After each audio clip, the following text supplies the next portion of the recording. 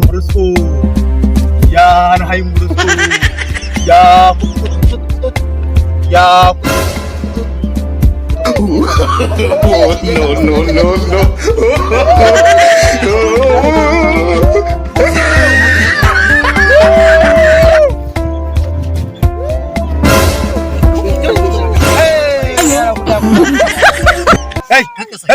Hey, rike mana ka safuwa rike. Hey,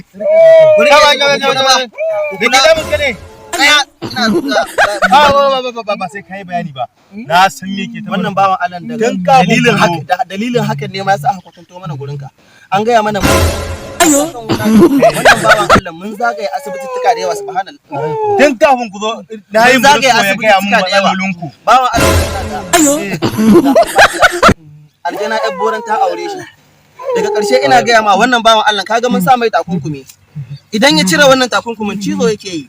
Zancen da nake son na gaya ma mu ba a hankali mu ba a hankali. Ka banni da shi. Mu ba a hankali. Tun kafin ku zo a tashi na ololuwa da akukuwa duk su kawo mun bayanin. Dalilin da ya sa ma muka zo gurin ka kenan. Kwarai da gaske. Abin da ya sa muka zo gurin ka kenan. Abin da yake faruwa. Mutum 11 sanadiyar wannan sun rasa ransu. Hadda matata. Hadda matanka. Hadda yar uwanmu. Hadda yar uwanmu. Dai in ya duk wanda ya ciza baya kwana biyu. Baya kwana biyu. Ya sa muka sa mai takunkumi. Yanzu ai ba shi magani. Duk wanda ya ciza. Yanzu ba shi magani.